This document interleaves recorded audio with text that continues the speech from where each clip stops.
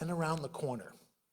So I'm honored to have this panel of individuals standing with me, sitting next to me, and I will introduce them one by one, but first I want to set the tone, because what Jubilee USA represents, Reverend Amaury, come on up. What Jubilee USA represents is the voice of religious communities, starting with the sense of belonging that has been inspired by Pope John Paul II and has been picked up by houses and institutions of worship from the Jewish, Catholic, Protestant, Unitarian, Muslim traditions, and others. So let me introduce a colleague and a friend, Reverend Peter Cook, who is the head of the New York State Council of Churches, to set the tone for this evening. Thank you, Rabbi Cutler, and it's really a pleasure to be here with all of you. I've just returned from the World Council of Churches, which is certainly wrestling with all these questions of inequality. And one thing that struck me about my time there was how important the movement of the Spirit is in bringing us together to deal with really hard things. So in that spirit, let us pray. Gracious and loving God, we thank you for your many blessings. Open our hearts and our minds to your leading, and help us hold in our mind's eye those who are struggling and suffering around the world. Help us not close our ears to their cries, but may their witness empower us and strengthen us to speak truth to power, and to seek a justice in this world where no one goes away hungry, or who lives without shelter, or who worries about their health or their environment, but where all is provided for any who have need. Bless our conversation here tonight, and may the movement of the Spirit touch our hearts and open our minds in every way. And we ask this in your holy name. Amen. I'm going to put my notes aside, because the people I want to introduce here are people I hold in high regards. And I'm going to go one by one and introduce them to you as I know them. You already heard from Reverend Cook. Next to him is Ron Deutsch, who is currently the director of the New Yorkers for Physical Fairness. Prior to that, he was the head of FPI, another financial oversight group. And his work in tax relief, in tax understanding, in debt restructuring has had him on a tour of New York State and others for many years. Actually, I understand that you toured with Reverend Longmire and Reverend Cook to speak around New York State on these issues. So it's an honor. And next to him is probably the reason why I am so actively involved, and this is Eric LeCompte, the executive director of Jubilee USA Network. Eric has met with popes, met with world leaders, has been able to speak to financial executives from the World Bank, the IMF, and has been able to infuse a sense of conscience with financial policy. His work has been extraordinary. His writing has appeared in numerous periodicals from the New York Times, the Wall Street Journal, and other periodicals. He is held in high regard, not only by those who work closely with him, but by people who have known the work of Jubilee USA all around the world. So it's an honor to have him in the Capital Region. Next to him is probably one of the biggest powerhouses in Schenectady, Reverend Tanon-Santos, who has hit the ground running about 16 months ago as the executive director of the Schenectady Community Ministries, which is this uniting presence in the Capital Region that has been helping feed people, educate people, inspire people, and to build bridges in our community. A native of Puerto Rico, he has really had a huge impact in our community in a very short period of time. And next to him is a minister that I used to call Nicolle Harris, but now is Reverend Nicolle Jean Simon, who is recently married, and we're glad her husband is here this night. She is the pastor at Duryee A.M.E. Church in Schenectady, as well as the chapter president of the NAACP in our community. She brings intelligence, insight, passion, and a real dynamic presence to mobilize a community. And in a very short period of time, her impact has been felt in building bridges and forging a sense of community. And I'm honored that she's on this panel. Next to her is Reverend Dustin Longmire, who is the minister at Trinity Messiah Church, Lutheran Church in Rotterdam, New York, a past board president of the New York State Council of Churches, and a dear friend and a driving force behind something we'll call Schenectady Clergy Against Hate, which is really designed to be nonpartisan and bring people together so that they can listen, hear, and impart a sense of dignity and wisdom and see the face of God in others. His work with the Black Lives Matter movement in our community has helped really build bridges between government and the community and has had a huge impact. And at the end, the giant of this panel, Abby Nash, who grew up here in Albany, but also serves as the senior policy coordinator. Did I get your title sort of right? Organizing director for Jubilee USA in New York State. And it's an honor to have her with us. Now, I believe that Ron is Eric is our first speaker up here. So here we go. Yes. Oh, wait, is that? Yes, it is. Okay. And our last member of our panel is Assemblyman Pat Fahy. What?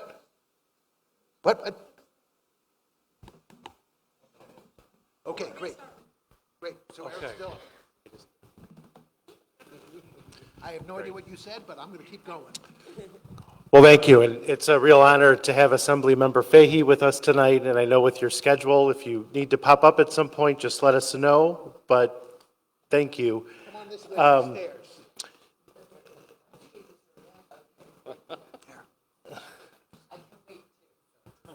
No, Okay. perfect. There's seats over here, Ron. Yeah, I can, yeah. You can sit next to me. Oh. All right, thank you. Thank you. Oh, there we go. Sorry, everybody. No. Good to have you. Should I? Okay, I'll start. Well, thank you all for joining us tonight. And I know many of us were together at the press conference earlier today, organized by Assemblymember Fahy and her team and many of the folks up here. So it's really been an incredible day, and I know that there was a lot of really good news coverage on the powerful legislation that Assemblymember Fahy has introduced. Before starting off, really want to thank Abby Nash for all of the coordination that she's done here, as well as, and I know it's natural for religious leaders and faith leaders to wear a lot of hats, but to thank you all for putting on another hat and joining us here tonight and starting this major organizing push in New York State. And of course, to thank my good friend Rabbi Matt Cutler, who's one of our executive officers on the board of Jubilee USA and has just been an incredible powerhouse in our organization.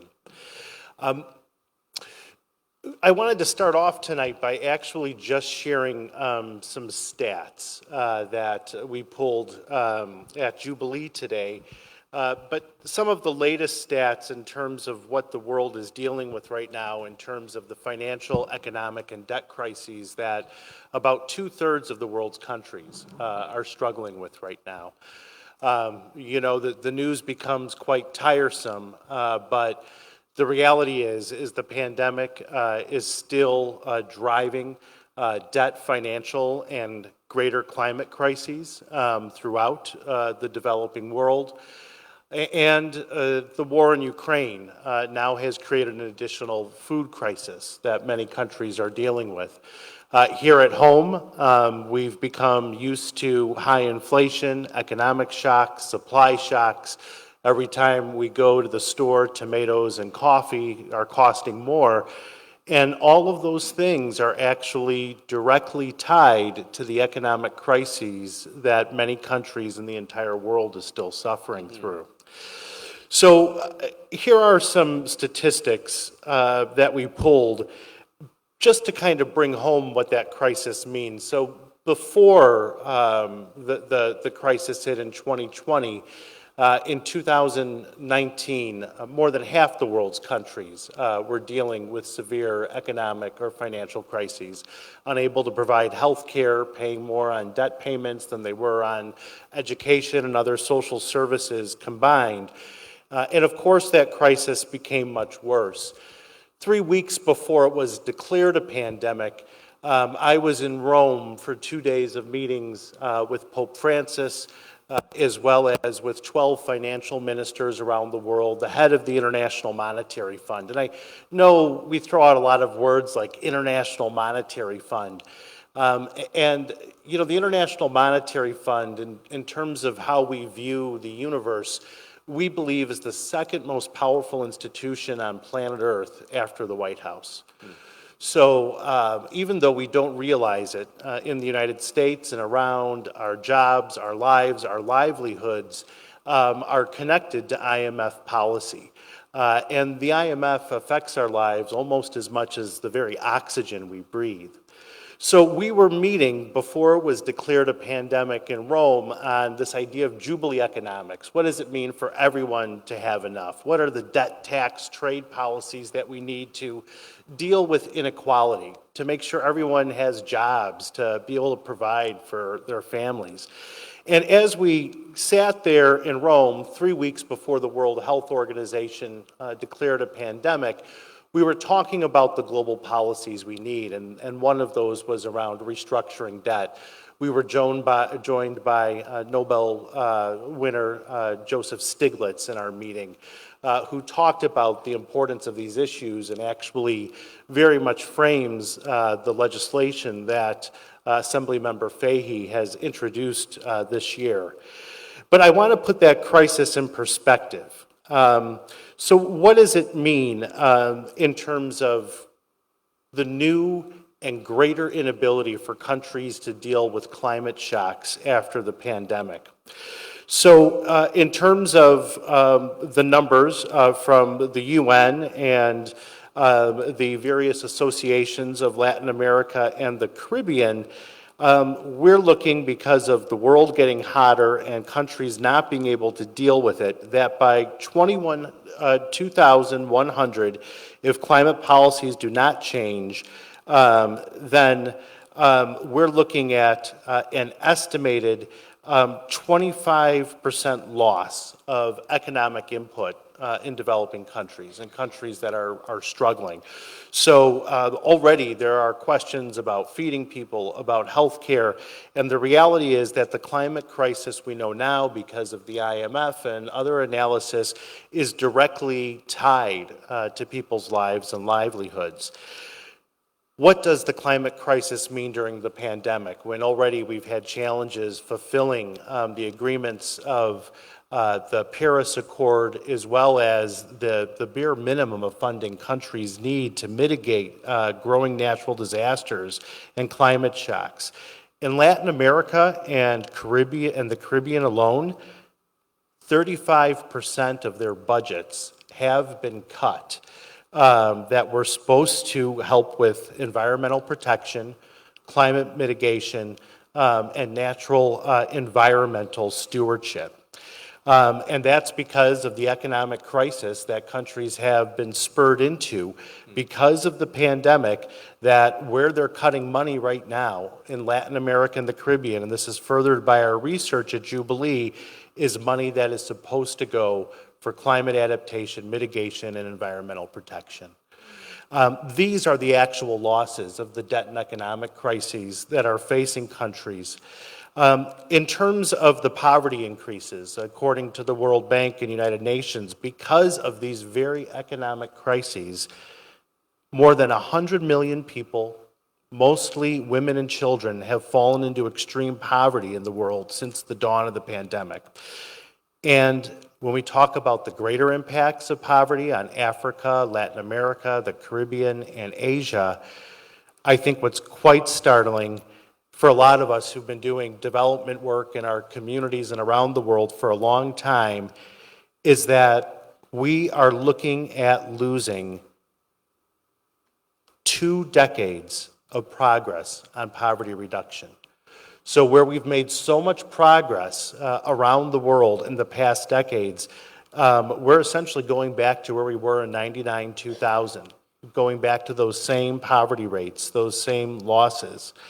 I think some of the other pieces, that are very concerning is that the inflation rates on food that we're seeing and the food increases are actually pricing people out of the ability to feed themselves and their family. We know here from many of the folks involved at the churches and religious communities and synagogues at this table that they're on the front lines making sure people here are fed all the time because people are getting priced out of being able to buy food. That's happening even at more staggering levels around the world because of this crisis, because of the debt issues, because of the economic challenges. We're looking at a reality because of the crisis that 828 million people are now living with severe hunger around the world.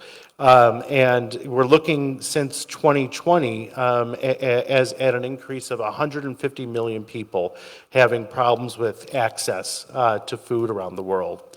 346 million people in Africa are affected by the food crisis. It's a huge number. And that means that they're living in countries facing food crises, which is actually, in some ways, even more startling than the figure above. When we're talking about vaccines right now, and because of the crisis, countries do not have money to buy vaccines. In Africa, only 21% of the entire African population have been able to access vaccines at this point. And, because of inflation and some of the other issues, we're actually looking at more dramatic job loss and jobs around the world, the greatest loss since the crisis since 2000 and 2008, 2008 and 2009 being totally wiped out.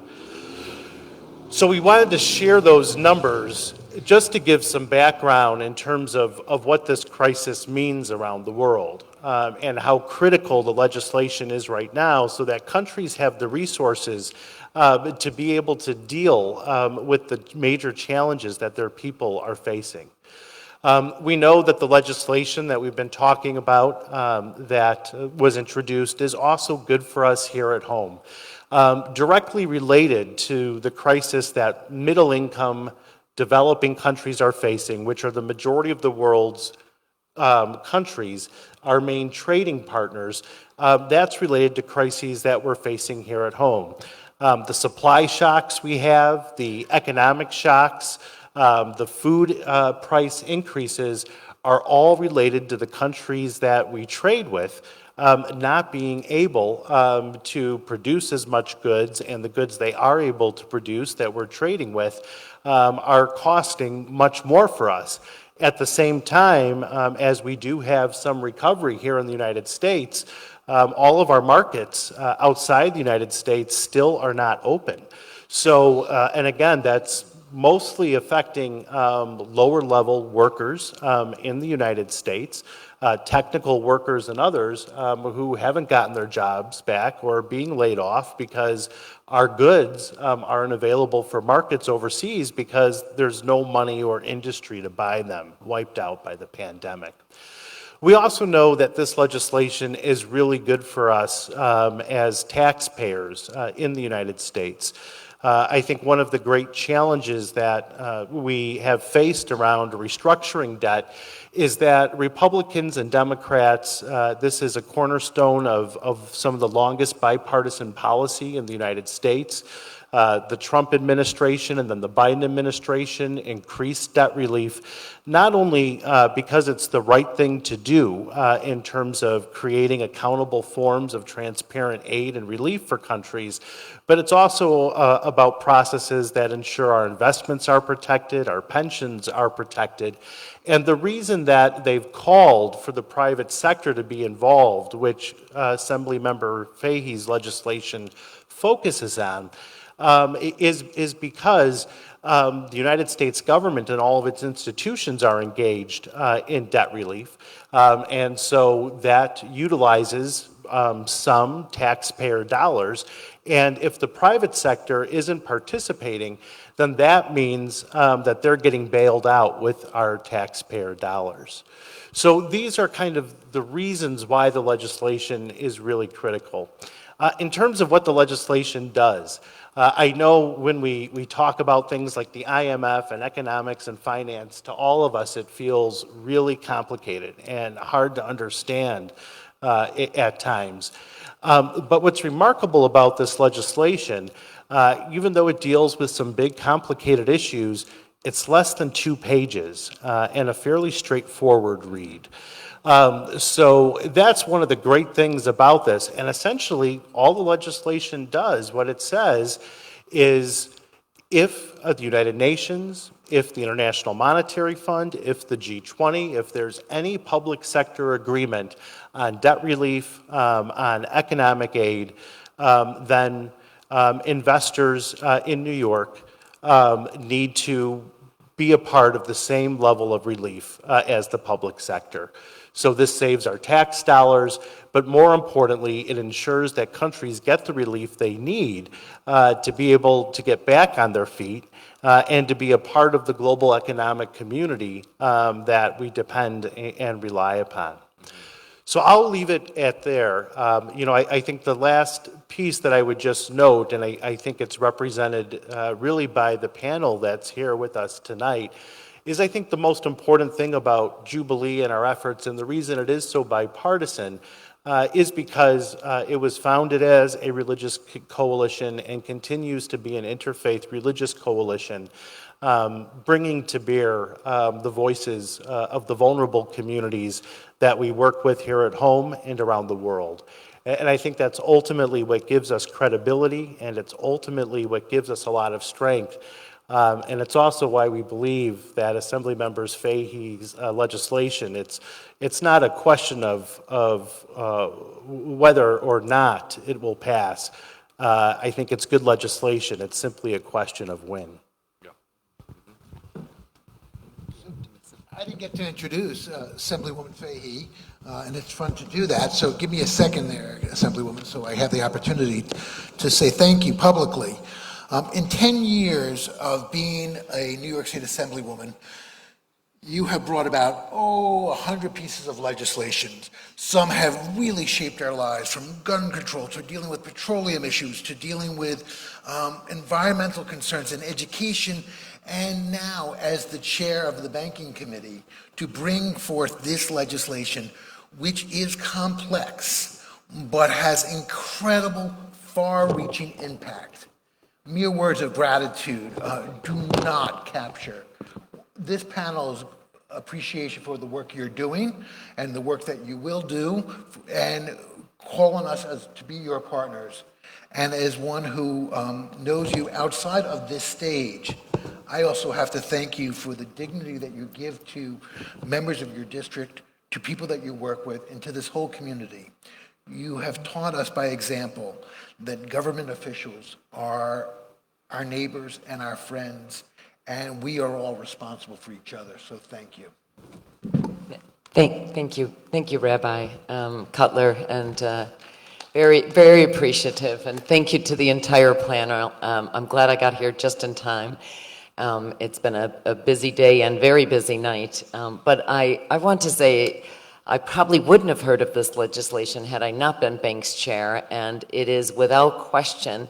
I've actually sponsored about 200 pieces of legislation, we estimate. No, that's because most of them haven't gone into law. We're at about 70, which is not bad, but even that's been a struggle. But this is by far the most unique and the most unusual. I love my environmental hat and my education and gun control hat, but this one's unusual. But how could I not, as Eric said, and the more, it's probably one of the briefest, the shortest pieces of legislation, yet in some ways the most profound, yet in some ways complicated, because we have to keep reminding ourselves. I love the line, think globally, act locally. Well, here we're trying to act locally.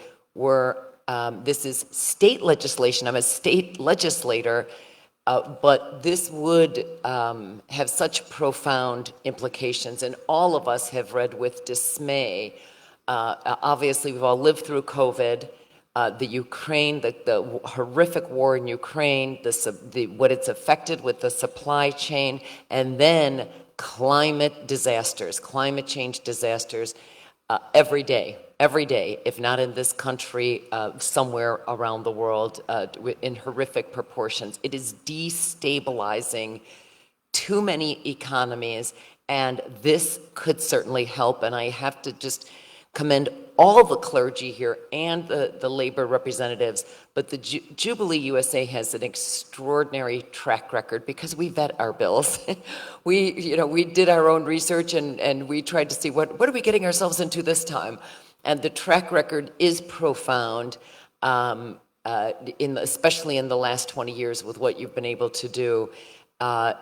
The challenges, though, once again, are greater than ever. So the situation is deteriorating, especially with 60% of just this year, 60% of low-income countries are now in what are called debt distress.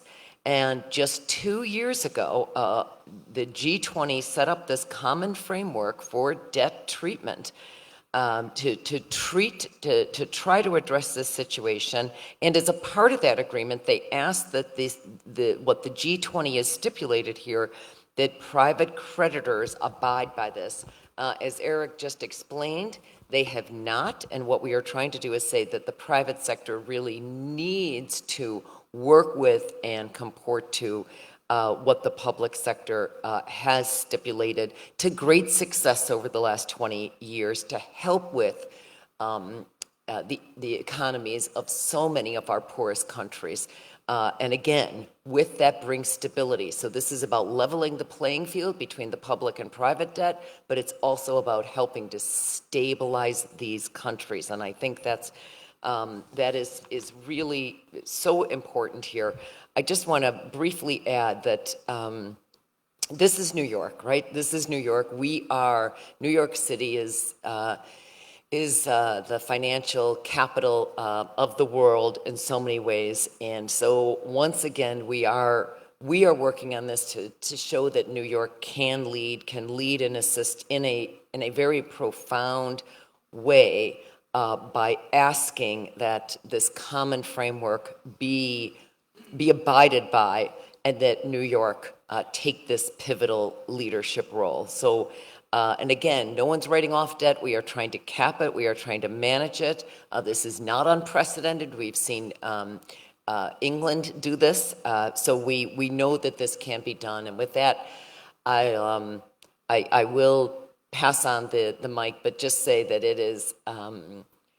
This is, I don't think I've ever worked on an easy bill, quite frankly, but And we've spent years on some years. I don't want to spend years on this. We are going to work very hard to build a coalition. We have a labor religion coalition here that you see so beautifully represented on this stage. I also, one of my early and first co-sponsors of this is Assemblywoman Nicolle Solage, who is also the chair of the Black Hispanic Asian Caucus in the Assembly. We came in together, we will work together on this, and we are talking to a number of senators as well. So we have our work cut out for us. You didn't give me an easy one here, but it is a fascinating one that, and the more I learn, the more I hear, the more committed I am. So thank you. It's a pleasure and an honor to work with all here. Thank you. Thanks a lot. Ron, would you add your, first of all, I wanted to know, Assemblywoman, it's not an easy piece of legislation, but you're the right person to spearhead it. That's right. Because you get the tough issues and you get them done. So we're grateful that you have picked up the mantle on this one. But to give us a little more depth about the needs within New York State and how this affects us, I'm going to turn to our colleague, Ron Deutsch, to speak a little bit about that. Sure. Thank you so much. And it's wonderful to be here with everybody tonight. And my applause to Assemblywoman Fahy for introducing this important legislation that's long overdue, and for my colleagues of faith up here for championing this legislation as well, and really pointing out the need for this legislation more than anything. I think all too often we think we live in some sort of bubble where we're not affected by what goes on around the world. And clearly that's changed. I mean, we are a global community. Whether we like it or not, we're a global community. And what happens across the globe affects us here in the United States. What happens in the United States affects what's happening across the globe. So we have to recognize that, and all too often people might say things like, well, why should New York get involved in something like this? What do we care? It doesn't affect us, but it does. It affects us every single day, and it affects us more and more as we see the impacts of climate change, as we see the impacts of conflict, as we see the impacts of famine, of drought, of flooding. It doesn't, all you have to do is turn on the nightly news to see what's happening in the world, and things are not good, and things can get better, right? So I think it's one of the big things we need to talk about is that so many of these countries are struggling, and that does affect us. So when you think about the fact that, half the emerging countries in this world are spending about 25% of their revenue on debt service. That is money that is not going to feed their residents, to provide vaccines, to provide health care, to address climate change, which affects all of us. So we need to be cognizant of that, and we need to make sure that we understand that we're all in this together. Right? I mean, I'm here both in a professional and personal capacity. Professionally, I work on social and economic justice issues, on matters of equity, which this certainly fits that bill, no question. Personally, in a month from today, I leave for Uganda. And I've been doing a lot of work there. I've also been working with a lot of Ukrainian refugee families that have fled Ukraine as a result of the horrible war that's happening there.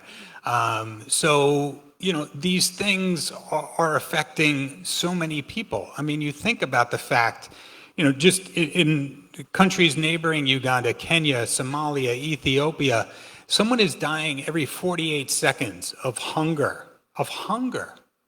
We can fix that. That is a problem that can be fixed with money and resources. But so many of these countries don't have those resources because those resources are going to pay debt. And we need to recognize that in this global community that we're in, there is a tremendous human impact that we must address. So it concerns me that we are not doing enough about this. And what also concerns me is the fact that, so many of these private creditors, these hedge funds, private equity firms, many of them purchase this debt, pennies on the dollar, and they're expecting huge returns. So all this bill really is doing is asking them to abide by the same rules and taking basically the same trim on their debt restructuring that the public entities are taking. So if the United States lowers a country's debt by 25%, this would simply require those private creditors to also have lower their debt by 25% as well. So, this really is more of a common sense kind of thing that benefits everybody. So again, I think we just have to acknowledge that what happens around the globe affects us here in New York, it affects us here in the Capital District, it affects us everywhere. So my hope is that we can start to address this glaring problem and start to relieve many of these countries of the enormous debt burden they're facing, so that will help all of us. Thank you. Pass it down that way, Reverend Longmire. Dustin, you're on. Oh. All right. Well, so here's the thing, friends. Point blank, we have lived through an apocalypse over the last couple of years.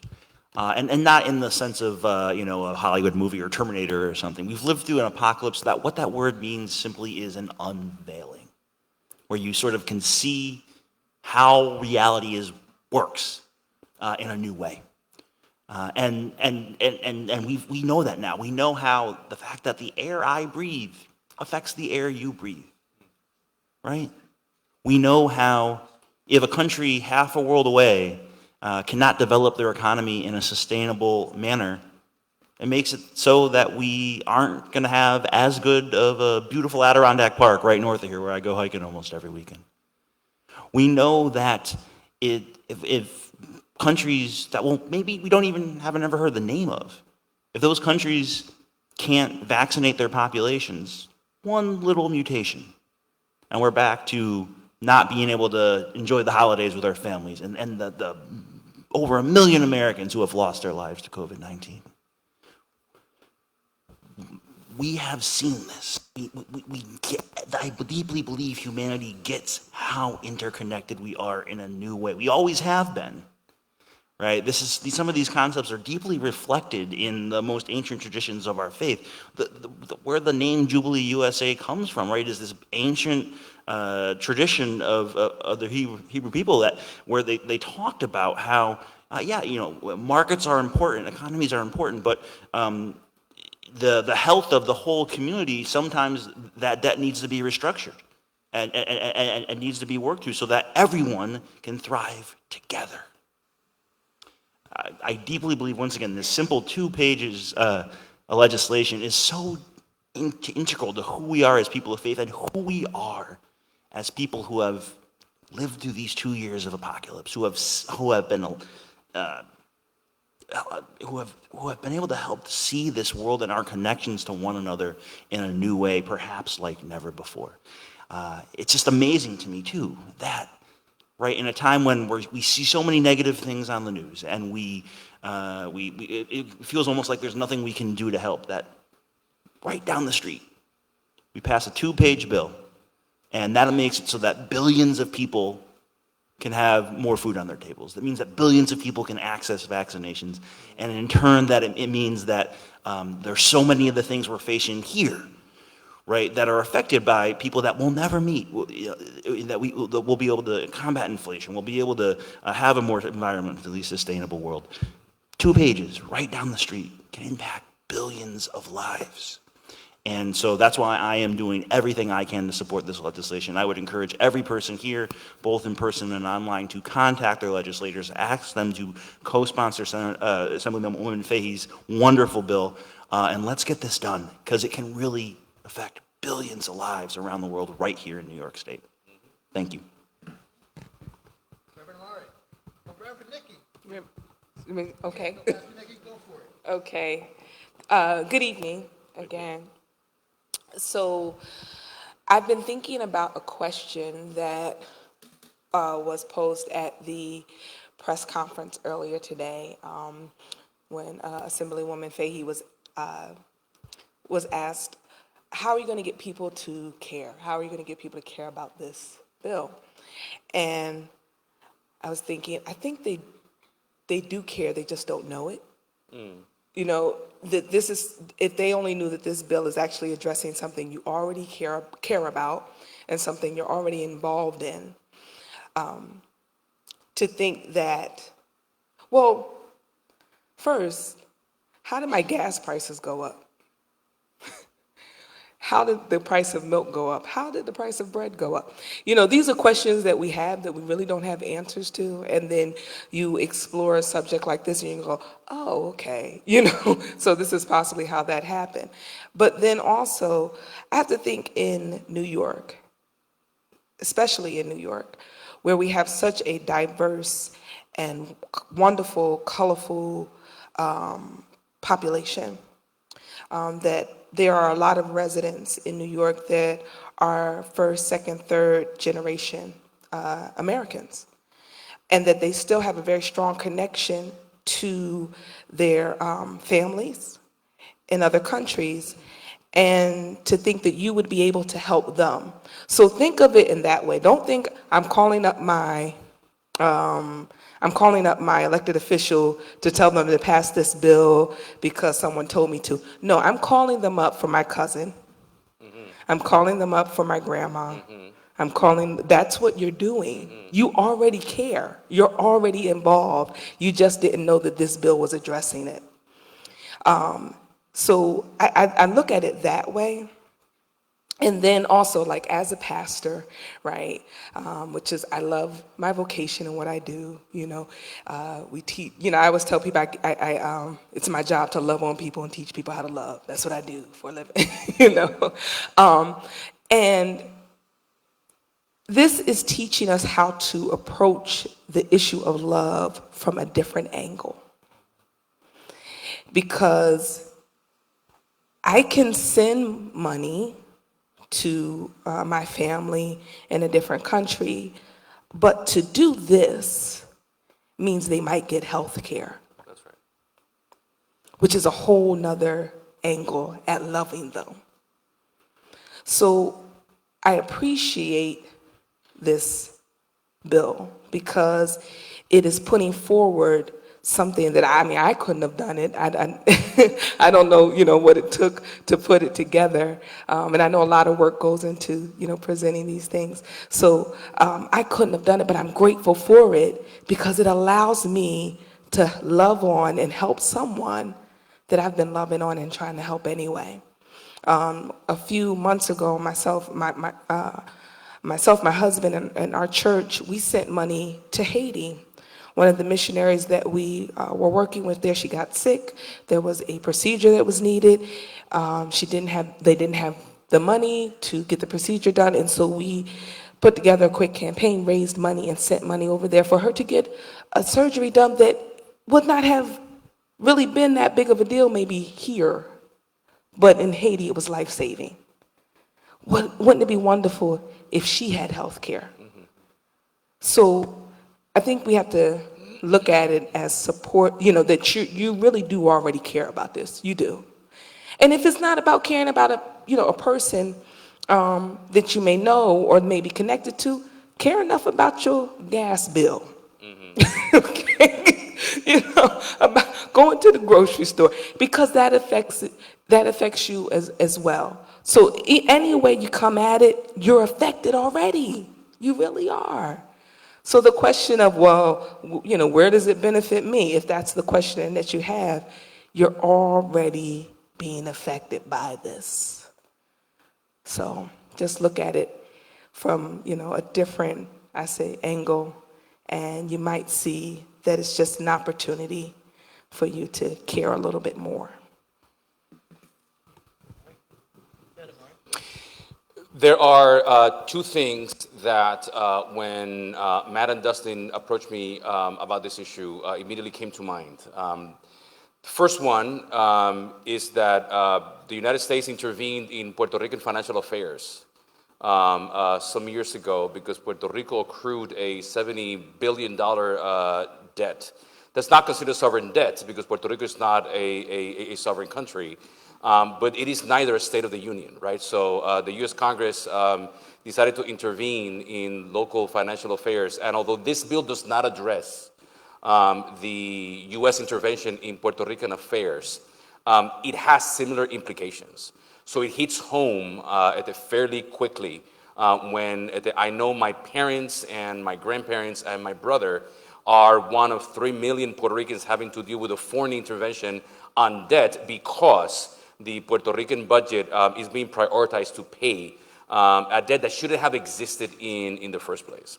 The second thing that brings me to this conversation is that as a food provider in the charity side of the industry, a couple of months ago, we were procuring chicken. If we were to procure fresh chicken for the people that we were serving, we were paying $5 a pound, right?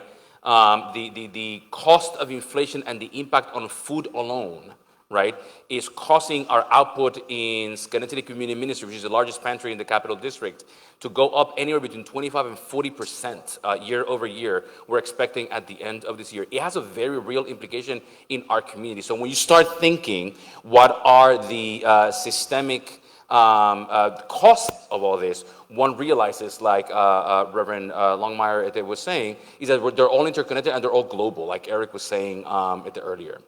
I've been thinking of 4 things that I think are going to be reiterations of what we have said earlier.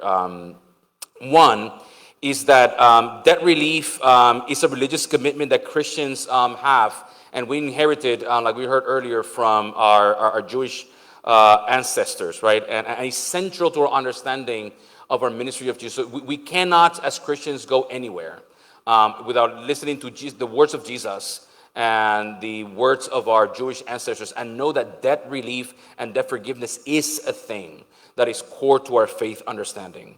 We should question the ethics of debt that was legally imposed. This is not illegal in any way, shape, or form, but that was legally imposed, that then forces individuals and whole countries to operate in poverty and against the best interests of their own people, right? We need to consider how these enormous amounts of debt are allowed to accumulate, right?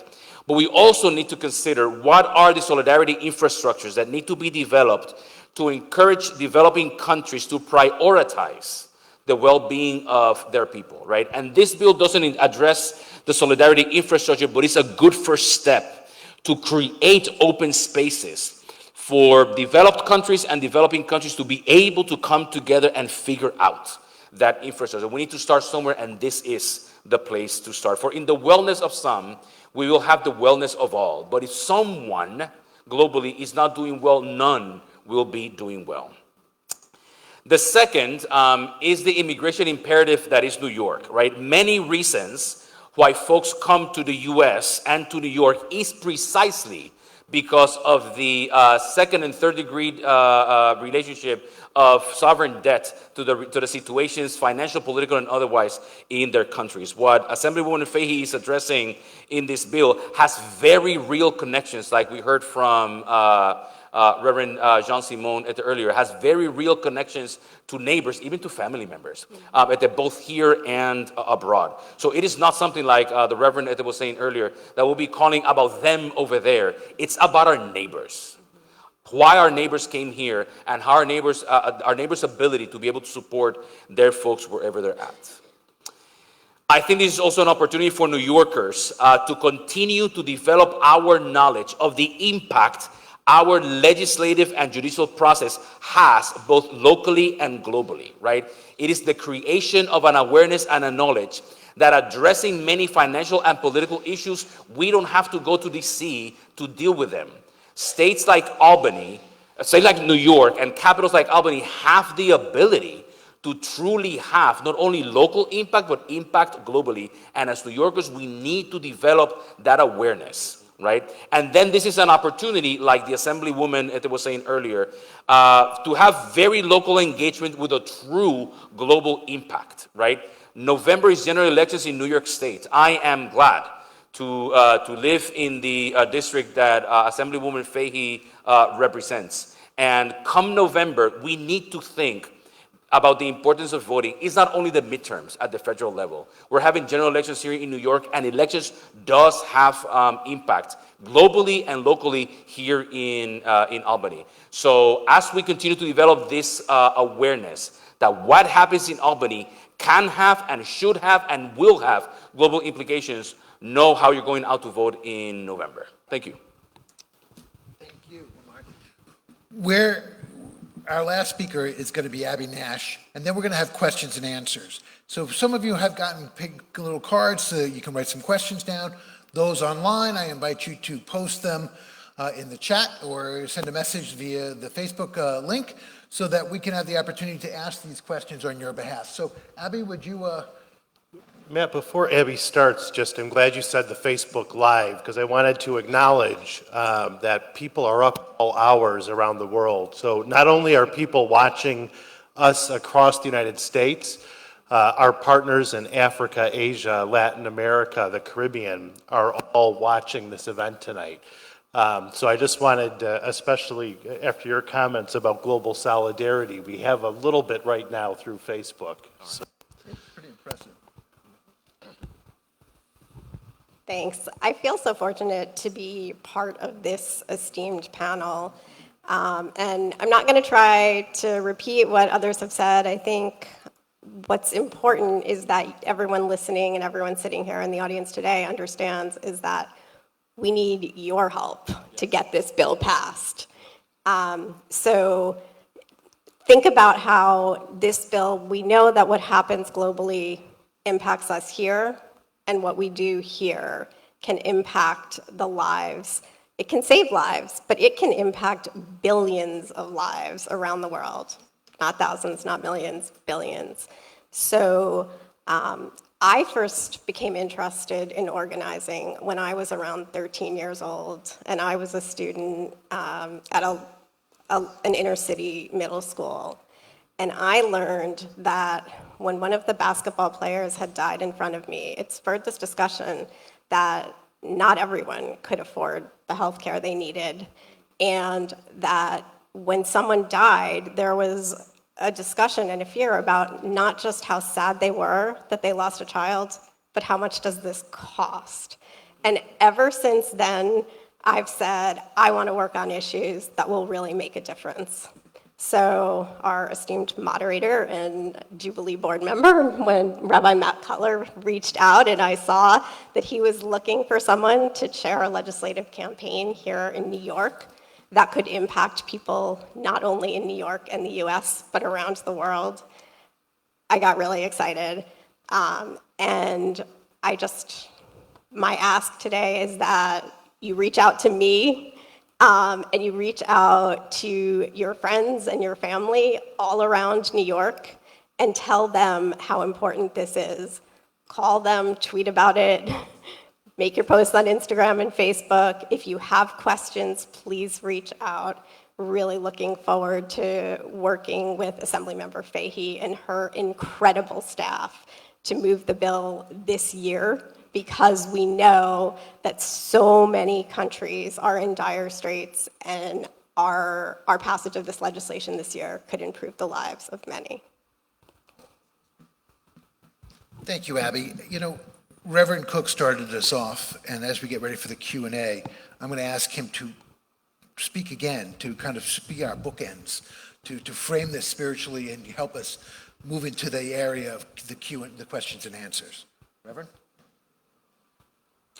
Thank you, Rabbi Cutler. One thing I really wanted to stress here is that here in the United States and in New York, we really understand the importance of debt relief.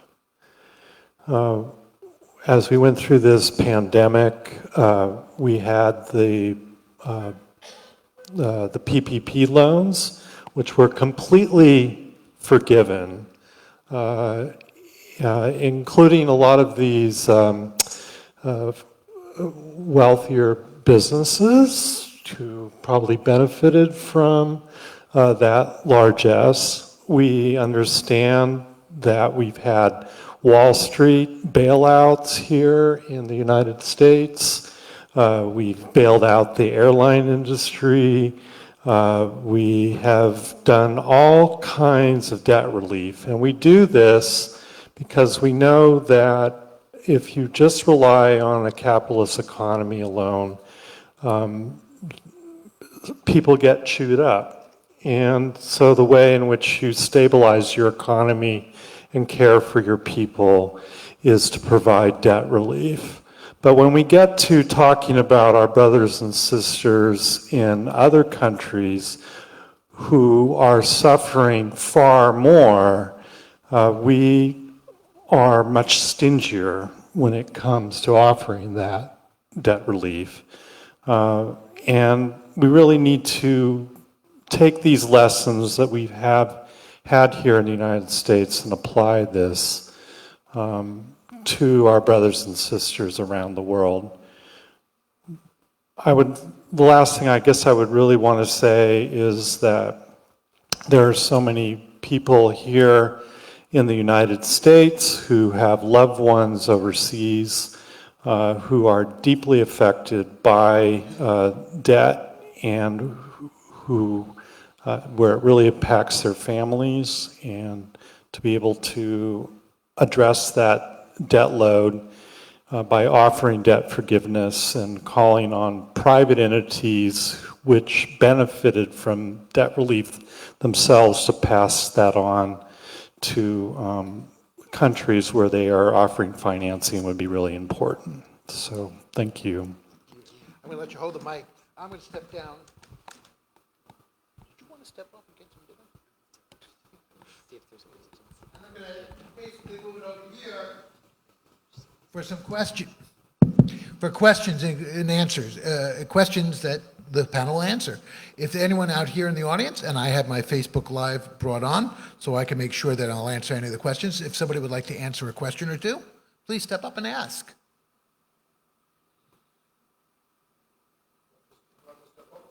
Please step up if you don't mind, so that the mic can pick you up.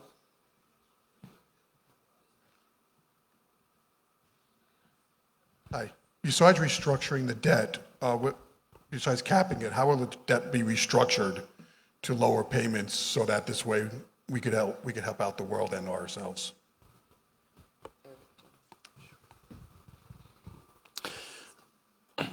So essentially, the way that it's restructured is that when the public sector, meaning the US government, the IMF, other governments, when they reach a deal about a process for cutting relief, we have a bankruptcy-like process that has been created called the Common Framework, which is supposed to look at treating countries in terms of debt relief.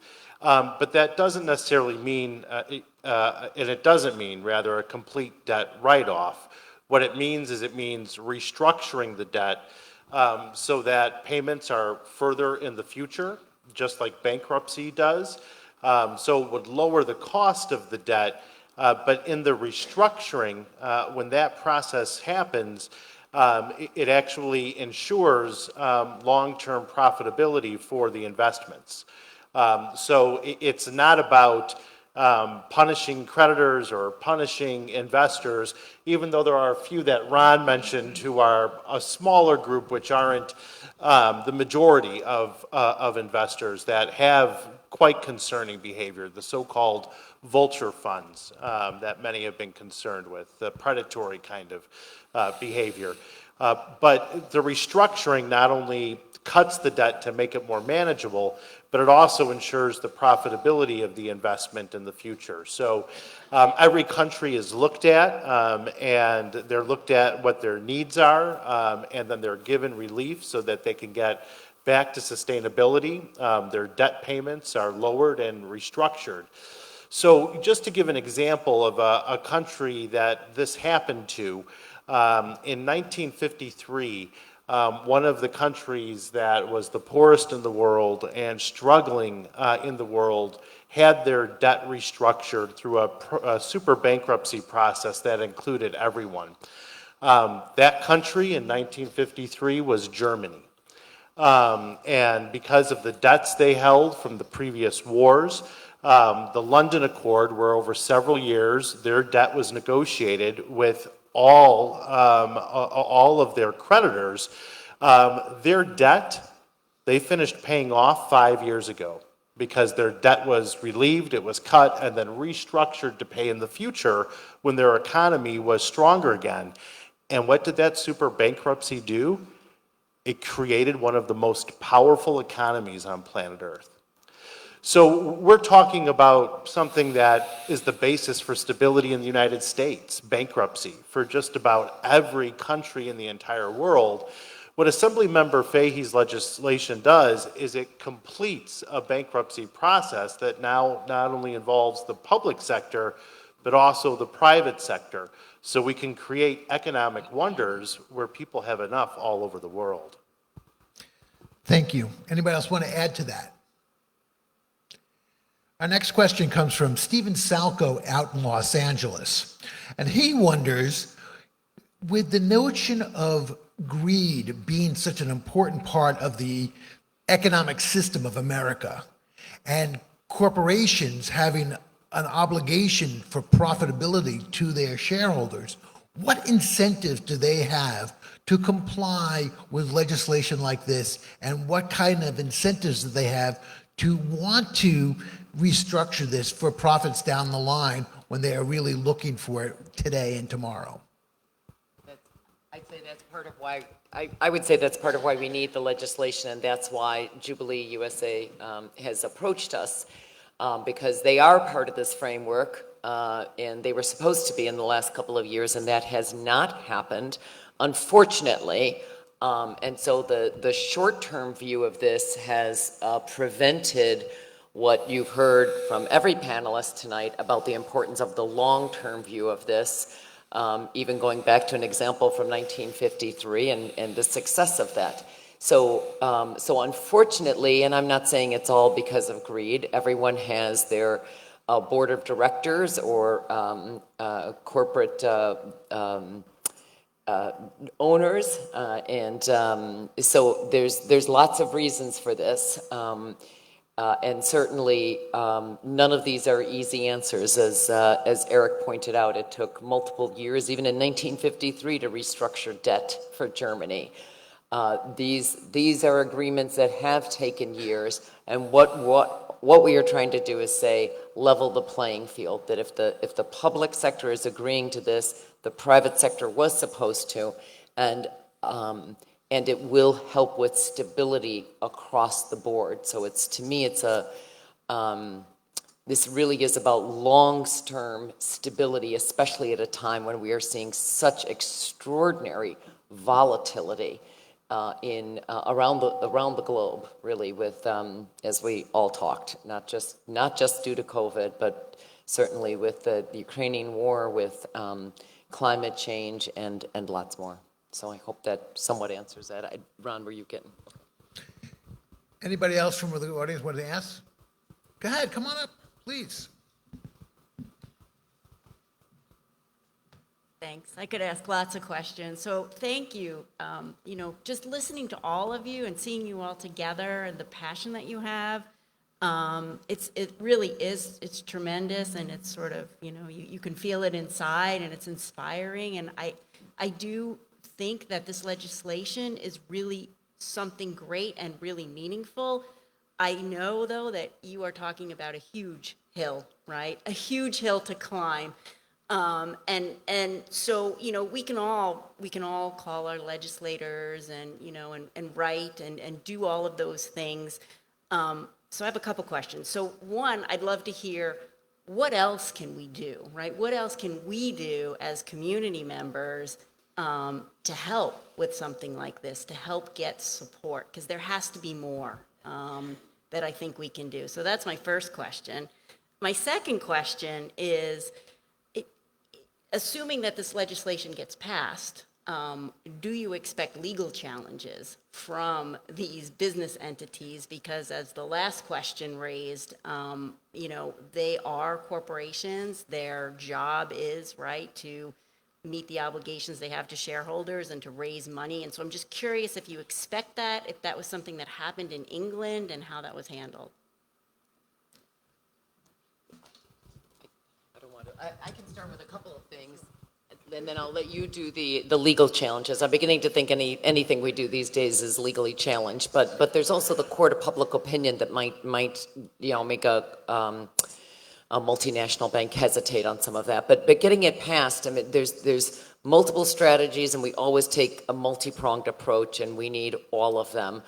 Certainly, we did do a press conference today. We're hoping to share any media on this and really build our co-sponsorships, working with a couple of senators as well, seeing who we might get there. But the press is so powerful in this regard. So we will continue to work that angle of it, because this is, as we all said, it's simple yet complex. So in other words, it's a brief bill, but very complex, and it has such profound ramifications. So the press can be really powerful here. We've just got to build the coalition. We have Eric did a wonderful job this morning in stressing just how bipartisan this is. This has a long history of bipartisanship. Because of that recognition that debt is so crippling. We've known it in our own lives, or we've seen it with the housing industry, and we've seen the ramifications of the housing crisis 10, 15 years ago. So we know from many of our personal lives how crushing debt can be. So we've got that as well, that bipartisan support. The clergy and labor is an incredibly powerful coalition, so we are actively working on that. And I'm sure I'm missing a few more things, but we are really just gearing up. We don't go back into session until January, and so we're getting a jump start on all of that. And court challenges, I'll see if anybody else wants to take that.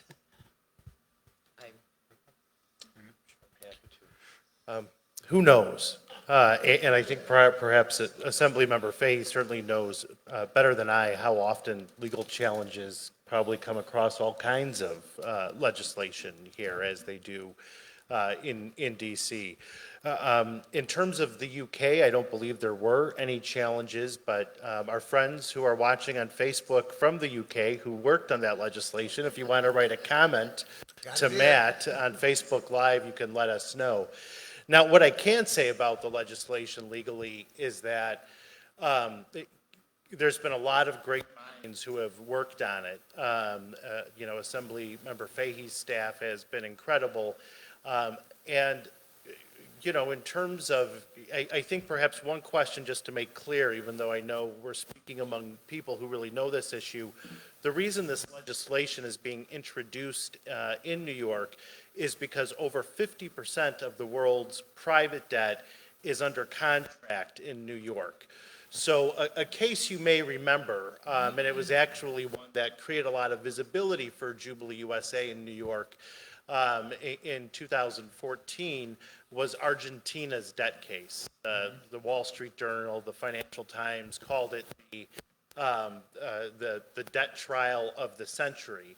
But their debt was being arbitrated under New York law because their private debt was all signed in contracts in New York. So with over 50% of the world's debt being contracted in New York being the most important and the prime financial jurisdiction in the world, that's why this legislation is being introduced here.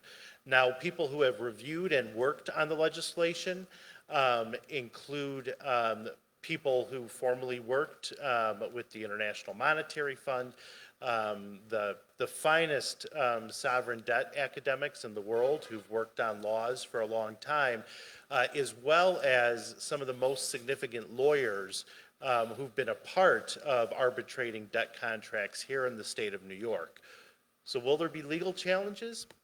Maybe, and it's good for any test of any legal challenge within our democratic system. I think that's a positive thing.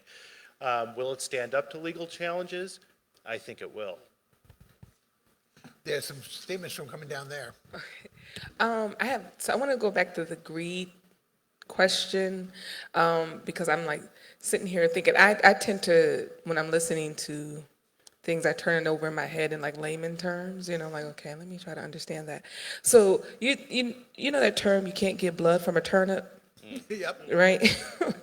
So, and thinking how everyone has explained it so well as far as the magnitude of the crisis, and that I think you said 2/3 of the world's the world's countries, at some point, these countries are not going to be able to pay, right?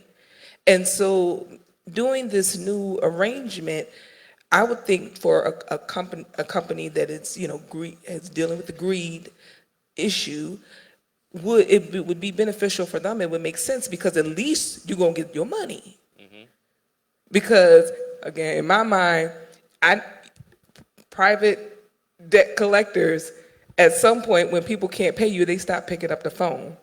Not to say countries can just stop picking up the phone, but I'm just thinking, I was like, if we keep going this way, you're not gonna get blood from a turnip. So let's make the arrangements now so that you can at least get paid.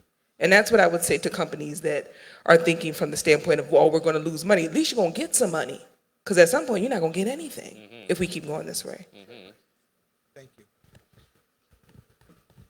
I just wanted to follow up on some of the suggestions Assemblymember Fahy had, that in addition to calling your legislators and asking them to co-sponsor, follow up and make sure they do. And if they do, thank them and continue to check in with them on what they're doing to ensure that the bill is moving, and write letters to the editor and make sure that your friends and family throughout the state are doing the same.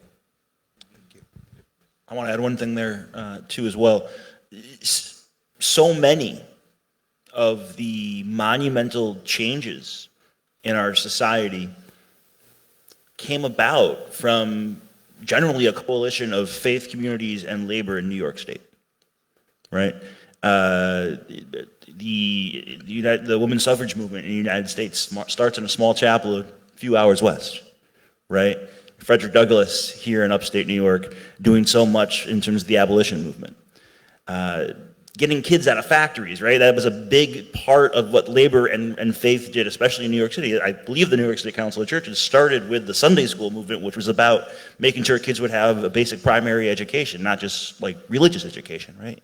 So many of these things change because people in New York State, and particularly people of faith, work with people, with labor to get things done. And so I think the other thing we can do is do everything we can to bring in communities of faith across this state. I know the folks I'm just seeing here in person, I know y'all probably know 30, 40, 50 churches or synagogues each, or houses of worship each. Bringing them into this movement that is incredibly bipartisan, that it has worked in another country before, right? And that almost all of our denominations support Jubilee USA already. That can be an incredibly important organizing base. Working with our colleagues in labor as well, I think we can get this done just like we have in so many times before. Thank you. Danielle, with our last question, and we're going to ask Rabbi Daniel Weisbrot to. And also, just to flag while you're coming up, there's letters that your congregation can sign, as well as petitions that we have. So those are things that you could talk with Abby about. But we'd love to have your congregation sign on to the letter that supports this legislative initiative, as well as a broader letter to the G20, the IMF, and the White House on all of these policies, from vaccines to bankruptcy to the environment. So I guess thinking even further down the road, I know this is our first hurdle to pass, and that New York State has an outsized impact on global debt. But I'm thinking if we have, 50+% of the world's debt running through New York, who are the partners we need, who are managing that other 40+%? And, avoiding not just loopholes because of debt, but, if we're putting pressure on 50%, what's happening with the rest of the debt, and how can we build that movement? Or maybe it's already happening, but who are those other partners that we need to get similar legislation passed to put pressure on an even field and move the whole movement forward? On that one, I'll just mention, I'm not as familiar with the 40%, but I will say I just did right to repair legislation that I had the bill for a couple of years, but two other members had it before me for 10 or 12 years. And 27 other states are trying to pass right to repair legislation. So all I could think is if you do it in New York, it will have a ripple effect. We worked so closely with the Federal Trade Commission on this right to repair legislation because they know they can't pass it in Congress. Although interesting, they just had a hearing today at one of the committees, subcommittees. But if you do it here, it will have that ripple effect, and it will, those kind of agreements, it will finally force the agreement that was this framework that Eric talked about from 2020. So I think our challenge is just to start it here. If I not to oversimplify any of this, but we're going to focus on New York right now, knowing that the city is the capital, the financial capital of the world, and if we can do it there, I think the other dominoes will fall. None of which is easy, but that's the focus. Thank you. That makes sense, in terms of other jurisdictions. In terms of where other debt is contracted, so somewhere between 52 and 55% of the world's debt is under New York law. Then the next big bunch is about 40% under UK or English law. The next one is Germany, and then the rest is France, Japan, Singapore, Australia, Belgium.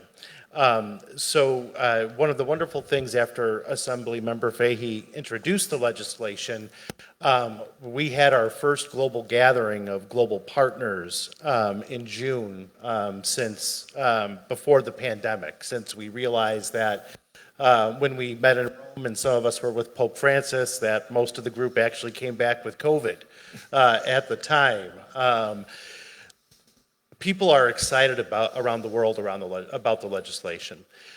So this is, as Assemblymember Fahy said, it's based on good, strong UK legislation, but we put that legislation on steroids. So right now there are conversations taking place in the UK about amendments to get the legislation passed there. Then we went to Germany, and it's interesting, the German government and UK government, they keep saying, well, this looks like great legislation, but what's the United States doing? Right. When it happens here, it will happen there, as Assemblymember Fahy said. But with that said, our global Jubilee partners are already working on it. So Jubilee Germany has been meeting with the parliaments there, or the parliament there, with 2 of the 3 parties on it. And then there's similar companion legislation that can be introduced in all those other countries. Now, the other thing that's really exciting about this, where this kind of legislation needs to pass primarily in New York and then 2 or 3 other financial jurisdictions, really UK, Germany, we're pretty much done, but let's get it in a few other countries too, is there's actually companion legislation that every country in the world can pass to bring more accountability on debt and help countries have tools in their own country to work out of debt when they have too much. So part of what we're doing right now, and I know with how busy Assemblymember Fahy is, she's not quite ready for the global tour yet. Our friend Ruth Messenger, who met with Assemblymember Fahy and I and some of our other partners a few weeks ago, had said, if things get hot, don't worry, Eric's going to bring you on the tour to the UK, Scotland, and Germany. But the reality is there's interest among global parliamentarians where they're looking at what's happening in New York, that there needs to be conversations, but our partners are already moving forward on it. And globally, our southern partners, we're working with them on the types of legislation they can pass in their own countries to go after vulture funds, to make restructuring their debt easier, and to have more transparency and accountability around debt so they know what their governments are doing in their names. So, in some sense, New York is the most important, but what we're talking about is changing and building a new financial system where everyone has enough, one country at a time, starting here. Having just been to Germany, I can I can say that, for the debt relief that they did receive, they really do pass those benefits on to people throughout their economy. I mean, just one small example is they decided to give everybody a ticket that they could buy for €9 for a whole month to ride a train everywhere in Germany. And while they're looking at 100% increase in their energy prices, because of the Ukraine war, they're looking at providing each person a substantial subsidy to offset some of their energy costs. And this is in a very prosperous country, and I think we have some things that we could learn from Germany in terms of our own prosperity here in the United States. Final word, go for it, Amaury. I want to go back local, right? Washington would have been able to pass this, not only because of the political climate, it wasn't federal jurisdiction. It was state jurisdiction. So that's one. Two, the importance that this legislation was introduced by a capital region assembly member, right? Not by a New York City assembly person. The whole state of New York and its residents have the opportunity, again, in another movement, to take the global lead, right, in demonstrating not only that this is possible, but the real immediate and long-term impact this will have in people in the state of New York, in the United States, and throughout the world. So a more political comment, again, going to November, and after November, when the session begins again in January, I think one of the ways in which we'll be able to organize is to, one, remind people that, this is something talking about our neighbors and their second and third degree relationships, right? But it's also our ability to lead again as a state. Wow, that's a great place to end our conversation. A word of thanks first to Assemblywoman Fahy, who had a very busy schedule, and we promised to feed her at the end of this program. And we did thank her so much for her energy, her commitment, and her passion for bringing this forward, and to this panel for their insights and their encouragement. And Eric, thank you for your leadership and your direction. This day is only a start for us. And we end our presentation by quoting the last verse of Psalm 27, which says, "Trust, hope, have faith in God with strength and a resolute heart. Trust in God." The notion is that trust is something that we have to bring forward, that we have to offer up, that faith is something that we work and aspire to. Our commitment to make a difference in our world, in our community, in our society is rooted with a sense of passion for doing justice, a passion that requires a strength and a conviction. This is the start of a journey. It will take some time, but with a sense of optimism and hope of what tomorrow can bring, we know that this is the start of something important and transformative in the lives of not only New York State residents, not only Americans, but people around the world. Yashikoak, thank you so much. And from strength to strength, may we continue to be strong with conviction. And Abby, we look forward to hearing from you often to encourage us to keep going. Thank you, everybody.